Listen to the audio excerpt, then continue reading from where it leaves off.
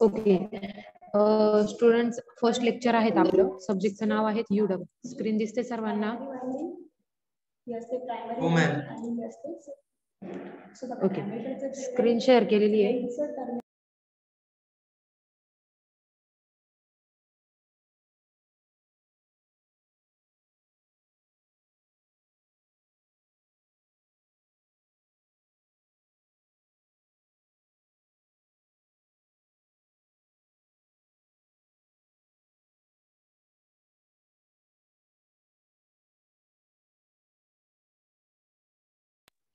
Okay, इकडे लक्ष द्या.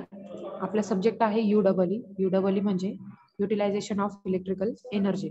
युटिलायझेशन मध्ये आपल्याला काय काय बघायचं तर सगळ्यात पहिले आपला आहे 70 मार्क्सचा थिअरी पेपर. थिअरी पेपर नंतर आपल्याला बघायचं आहे परत 30 मार्क्स जे आहे ते इंटरनल, ज्याच्यामध्ये 20 मार्क्स तुमचे असणार आहेत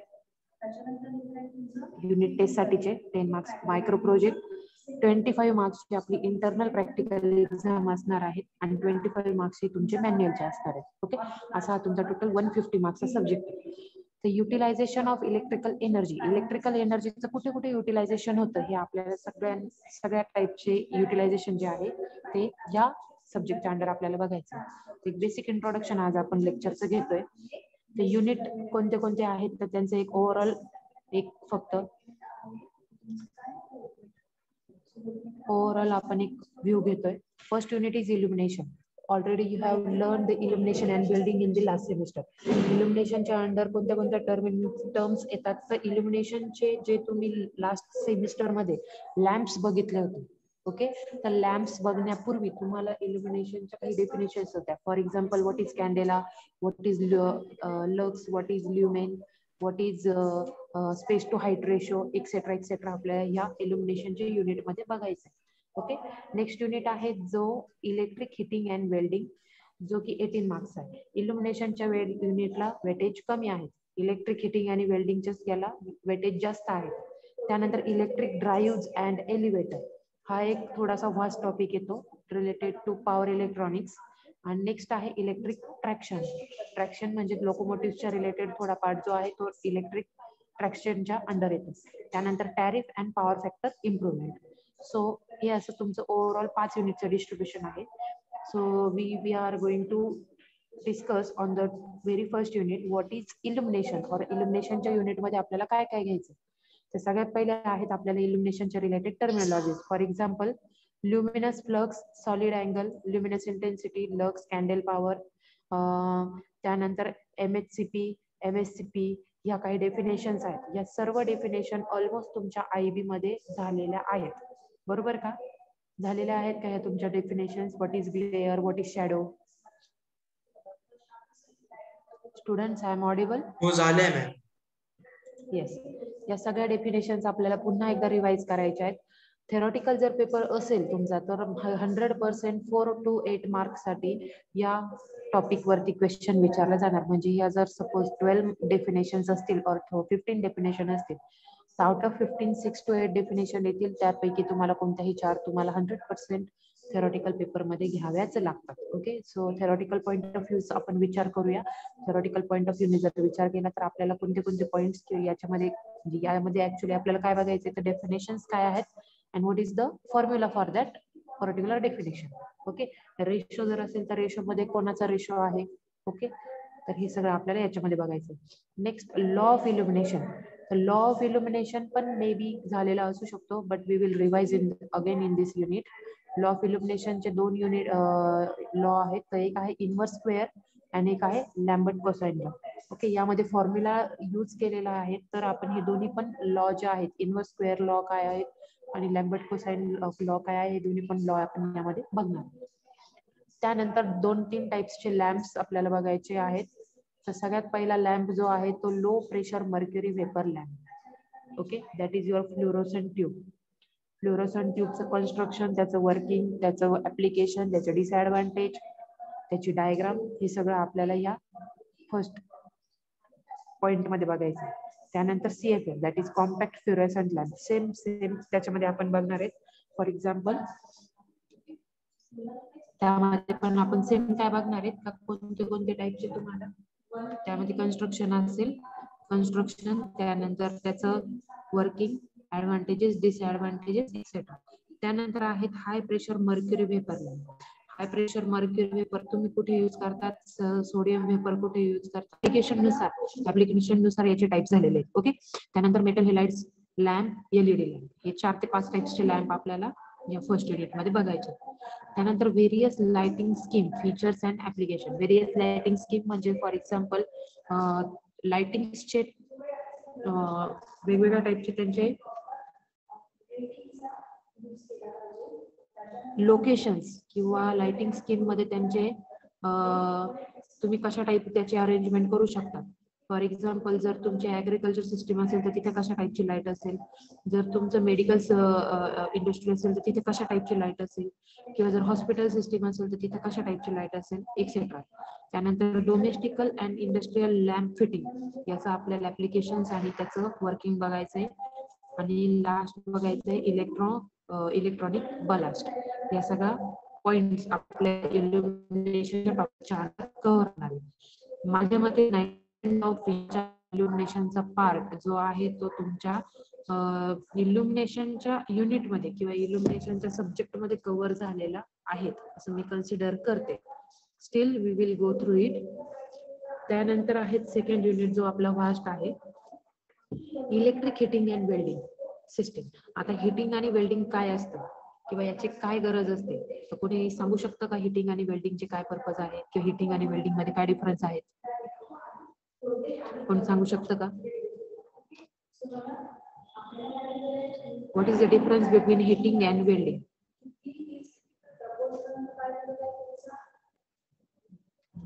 येस, एनीवन?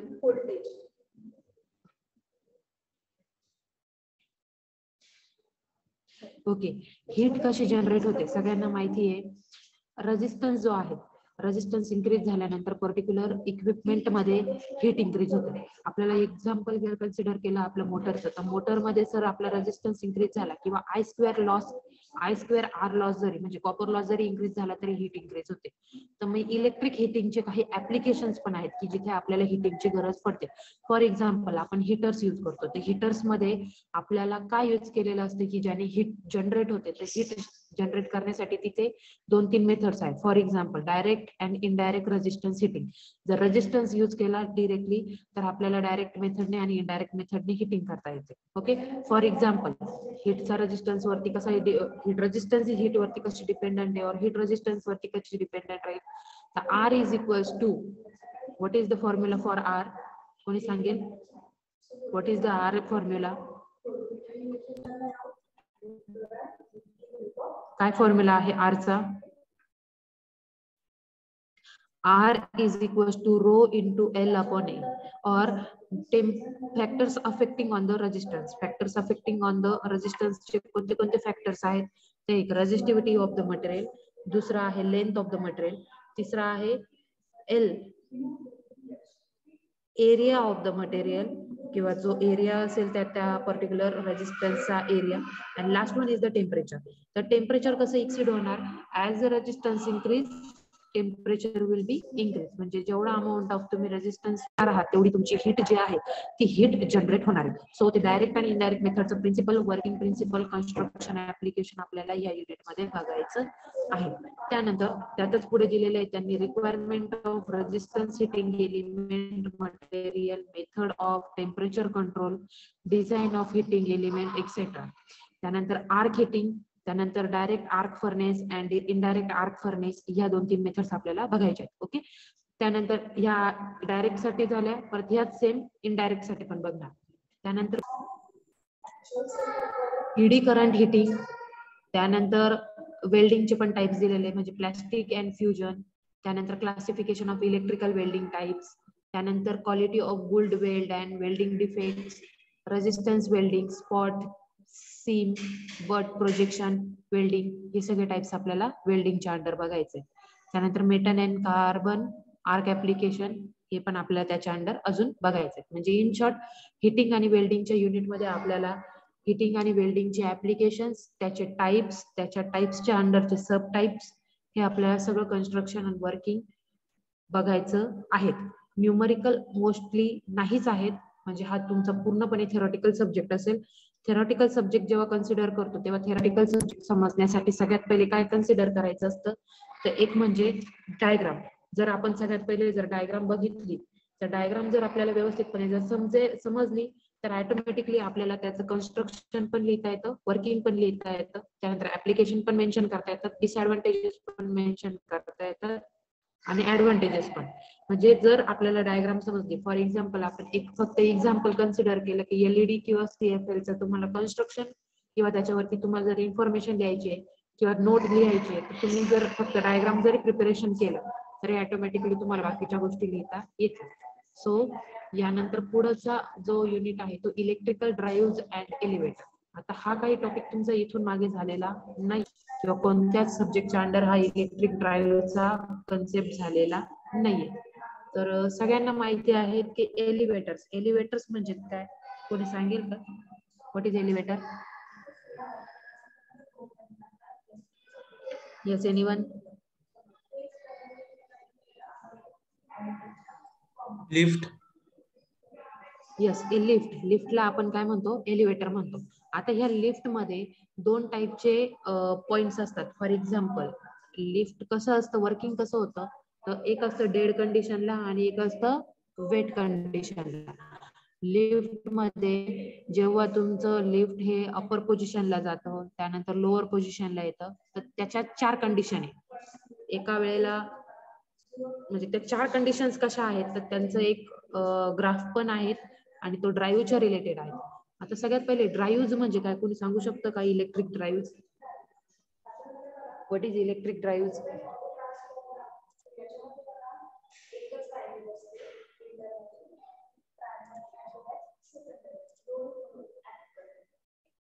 Yes, anyone? कोणी सांगेल ड्राईव्ह म्हणजे नेमकं काय असतं?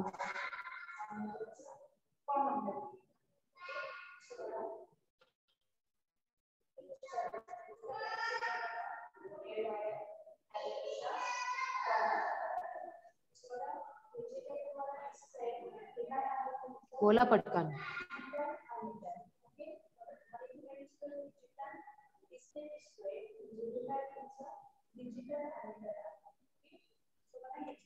ड्राईव्ह म्हणजे नेमकं काय, काय करतो ड्राईव्हचं काम काय असतं?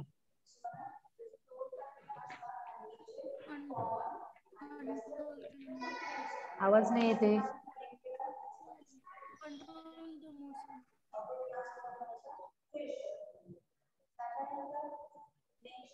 इलेक्ट्रिकलच्या अंडर अशी सिस्टीम एम्प्लॉय करणं, फॉर एक्झाम्पल की ज्याने सिस्टीम ही कंट्रोल एकदम सिम्पली होईल आणि स्मूथली रन होईल. फॉर एक्झाम्पल तुम्ही जर कन्सिडर केलं तुमची विहिरीवरची पाण्याची मोटर जी आहे त्या मोटरला सिम्पली किंवा कंट्रोल मध्ये रन कसं करणार, किंवा तुमचं कमीत कमी इफिशियन्सी किंवा कमीत कमी रेग्युलेशन कसं होईल, किंवा त्या मोटरमध्ये किती कमीत कमी लॉसेस होतील, यासाठी तुम्ही काय मॉडिफिकेशन केले, या सगळ्या अरेंजमेंटला तुम्ही ड्राईव्ह म्हणू शकतात.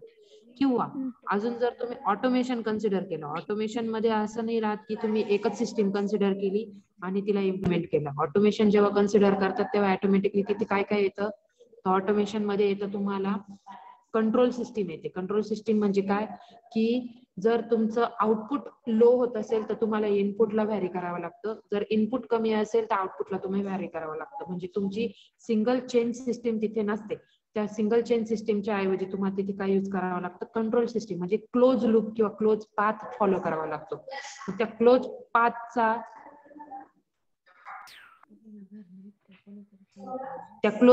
यूज काय होतो, तर ते क्लोज पाथने आपली सिस्टीम जी आहे ती इलेक्ट्रिक सिस्टीम ती स्मूथली रन होते.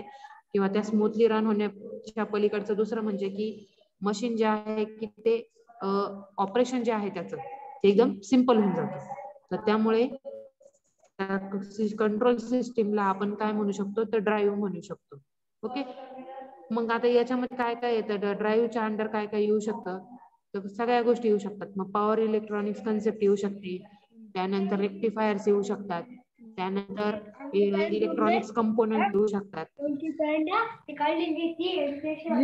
शांत.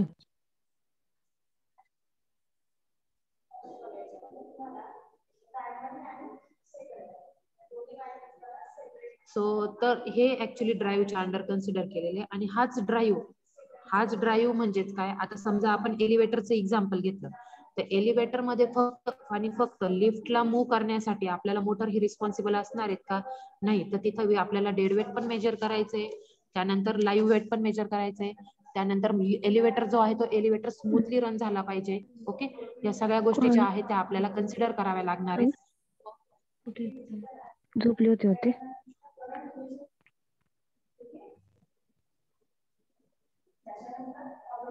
तांबट यामिनी तुमचा माईक जर बंद केला तर बरं होईल.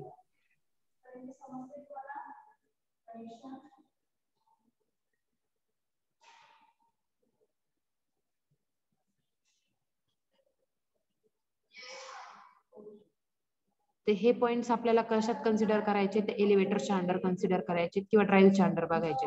ओके, त्यानंतर mechanical feature of drive. Mechanical features काय असतात? Transmission of mechanical power, what is bearing, what is the size and rating of motor. तर हे जे आहेत मोस्टली पॉइंट आपण म्हणजे मिनिमम पॉइंट आपण आपल्या मशीनच्या अंडर शिकलेले आहात. तुम्ही सीएनई मध्ये किंवा एसी मशीन मध्ये बघितलेले असतील.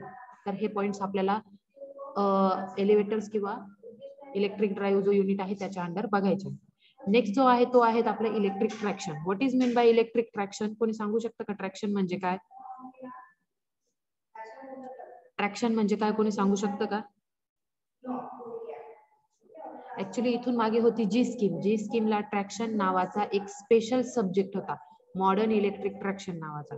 ट्रॅक्शन म्हणजे तुमचं टोटली रेल्वेच्या रिलेटेड जे काही आहेत सिस्टीम ती पूर्ण. ओके, आपल्याला माहिती आहे की आपल्या ज्या काही रेल्वेज आहेत किंवा आपल्या ज्या काही लोकोमोटिव्ह आहेत त्या इलेक्ट्रिकल सप्लायवरती रन होतात. मग इलेक्ट्रिकल सप्लायवरती जर त्या रन होत असतील तर त्याच्यासाठी काय काय असणार आहे? तर सगळ्यात पहिला आपण कन्सिडर करतो लोकोमोटिव्ह. ओके, लोकोमोटिव्ह म्हणजे काय? तर आपलं रेल्वेचं इंजिन. ओके, मग रेल्वेचं जर इंजिन घेतलं तर रेल्वेच्या इंजिन मध्ये असं काय काय असणार आहे? तर सगळ्यात पहिले असणार आहेत रेक्टिफायर. ओके, कारण की आपल्याकडे एसी डीसी टाईपचे दोन्ही लोड असणार आहेत. त्यानंतर आपल्या मोटर असणार आहेत ज्या की आपल्या ट्रॅक्शन मोटर म्हणतो आपण. त्यानंतर तिसरी गोष्ट म्हणजे आपण यूज करतोय सिंगल फेज सप्लाय. बरोबर का? 25 kV. इथे बघा, सिंगल फेज 25 kV सप्लाय. आपण एकच लाईन, आपल्या लोकोमोटिव्हच्या वरती एक पेंटाग्राफ असतो. पेंटाग्राफ जो असतो तो पेंटाग्राफ कंटिन्युअसली आपल्या जे काही कंडक्टर आहे त्या कंडक्टरला टच होतो. तिथे एकच कंडक्टर असतो. तो एक कंडक्टर किती फेजचा असतो? सिंगल फेजचा ऑब्विसली. आणि त्याची रेटिंग जी आहे ती मॅक्झिमम और एक्झॅक्टली 25 kV असते. तर मग त्यामध्ये काय काय असणार आहे? तर डिझेल टाईपचं इलेक्ट्रिक लोकोमोटिव्ह, डिझेल टाईपचं लोकोमोटिव्ह कसं होतं आणि इलेक्ट्रिक लोकोमोटिव्ह काय आहेत, तर दोघांमध्ये काय चेंजेस आहेत, दोघांचा डिफरन्स काय आहे. ओके, त्यानंतर ट्रॅक्शन मशिनरीची ब्लॉक डायग्राम, त्याच्यानंतर ट्रॅक्शन मध्ये कोणत्या कोणत्या टाईपच्या मोटर यूज केल्या जातात. फॉर एक्झाम्पल मोटर्स कुठे यूज होतात? तर तुमच्या व्हील्स साठीच यूज होणार आहेत. ओके, आता व्हील्स मध्ये म्हणजे लोकोमोटिव्हला वेगळ्या मोटर्स असणार आहेत आणि जे तुमचे काही लोकोमोटिव्हच्या नंतर जे तुम्ही यूज करणार आहात त्यांच्यासाठीच्या सेपरेट मोटर्स असतील. तर त्या दोन्ही मोटर्स मध्ये काय डिफरन्स असणार आहे तर तो आपल्याला या युनिटच्या अंडर बघायचा आहे. आणि त्यानंतर आपला लास्ट युनिट जो आहे तो म्हणजे tariff and power factor improvement. So what is tariff? कोणी सांगू शकतं का टॅरिफ म्हणजे काय? What is tariff? ओके, तुम्ही घरामध्ये तुमचं लाईट बिल भरता. तुमचं लाईट बिल जे भरता तर तुम्हाला माहिती आहेत का तुमच्या एका युनिटसाठी किती चार्जेस आहेत आता गव्हर्नमेंटचे? MSEB ला तुम्ही किती रुपये देतात एका युनिटचे?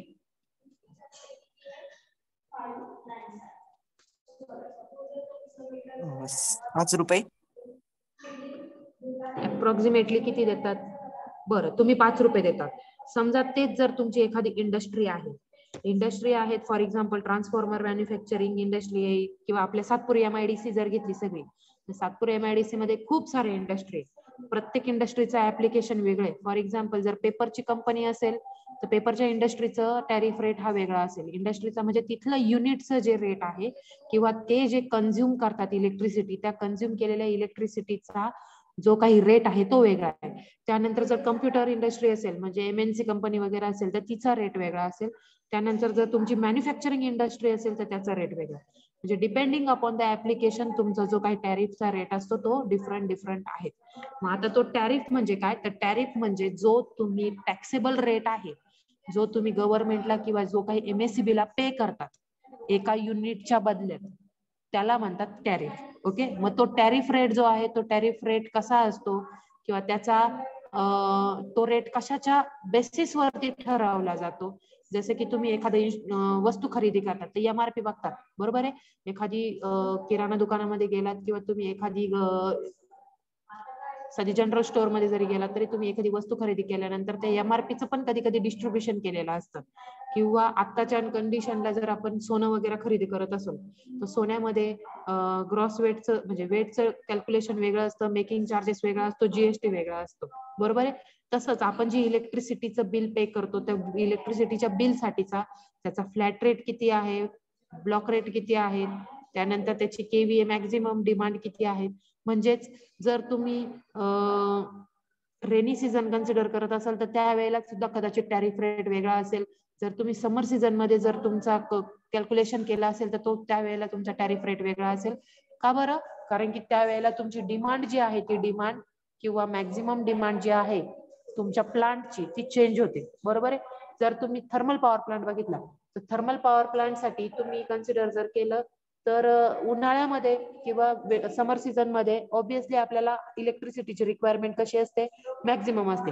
किंवा ओव्हरऑल डेचं जरी कन्सिडर केलं कॅल्क्युलेशन, एखादी इंडस्ट्री अशी आहे की ती इंडस्ट्री ओव्हरनाईट पण चालू असते. का चालू असते? कारण की त्यांचं डेचं जे काही कॅल्क्युलेशन आहे आणि नाईटचं जे काही टॅरिफ रेटचं कॅल्क्युलेशन आहे ते डिफरंट आहे. ओके, कारण की डिमांड जी असते मॅक्झिमम डिमांड इलेक्ट्रिसिटीची ती 24 आवर्सला सेम नसते. डिमांड कशी असते, सपोज फॉर एक्झाम्पल तुम्ही कन्सिडर केलं मिडनाईट 12 टू मॉर्निंग 9 पर्यंतचं डिमांड कशी असते, लो असते. मॉर्निंगच्या 9 AM पासून तर इव्हिनिंगच्या 6 PM पर्यंत तुमचा डिमांड कशी आहे, मॉडरेट असते. ओके, किंवा मॉडरेट म्हणजे मॅक्झिमम. त्यावेळेला सगळ्याच इंडस्ट्री किंवा सगळेच काम जे असतात ते चालू असतात. त्यामुळे तिथे तुम्हाला काय करावं लागणार आहे किंवा तिथे जी इलेक्ट्रिसिटीची डिमांड जी आहे ती पीक डिमांड होऊन जाते. मग त्यावेळेला जो काही इंडस्ट्री आहे किंवा घरातला समजा आपण कन्सिडर केलं तर तिथला रेट जो असतो तो मॅक्झिमम असतो. कॉन्स्टंटली कमर्शियल जे ऍप्लिकेशन्स असतात तर कमर्शियल ठिकाणी किंवा डोमेस्टिक ठिकाणी एक कॉन्स्टंट रेट असतो. फक्त इंडस्ट्रीच्या ठिकाणी थोडा तो रेट चेंज होतो. म्हणजे जशी मॅक्झिमम डिमांड असेल त्या मॅक्झिमम डिमांड नुसार काय होतं की रेट चेंज होणार. तर हा टॅरिफचा ऍक्च्युली जो काही कॅल्क्युलेशन आहे तर तो टॅरिफ कॅल्क्युलेशन आपल्याला यामध्ये बघायचं आहे. त्यानंतर पॉवर फॅक्टर इम्प्रुव्हमेंट. तर पॉवर फॅक्टर इम्प्रुव्हमेंट म्हणजे काय, तर आपल्याला माहिती आहे 3 टाईपचे पॉवर फॅक्टर आहे. एक असतो लॅगिंग, लीडिंग आणि एक असतो unity. Normally unity power factor हा कधीच नसतो किंवा नसायला पाहिजे. ओके, नसायला पाहिजे म्हणजे जर आपण प्युअरली रेझिस्टिव्ह जर लोड घेतला तरच युनिटी पॉवर फॅक्टर येतो. पण आपले सगळे लोड हे रेझिस्टिव्ह टाईपचे असतात का, नाही. आपले लोड हे मॅक्झिमम इंडक्टिव्ह टाईपचे आहेत, त्यानंतर कॅपॅसिटिव्ह आणि त्यानंतर आपले रेझिस्टिव्ह टाईपचे आहेत. ओके, सो जर आपला इंडक्टिव्ह टाईपचा लोड आहे तर इंडक्टिव्ह टाईपचा लोड आपण काय करतो, पॉवर फॅक्टरला रिएक्टिव्ह पॉवर कॉम्पन्सेशन यूज करून पॉवर फॅक्टरची इम्प्रुव्हमेंट करू शकतो. म्हणजे रिएक्टिव्ह पॉवर कॉम्पन्सेशन म्हणजे काय की आपण 0.86 असा जर आपला काही पॉवर फॅक्टर असेल, 0.86 असा पॉवर फॅक्टर जर असेल तर आपली रेंज काय आहे, 1च्या नियर आपला पॉवर फॅक्टर असला पाहिजे. 1च्या नियर म्हणजे किती, 0.92 टू 0.99 इतका आपल्याला पॉवर फॅक्टर असायला पाहिजे.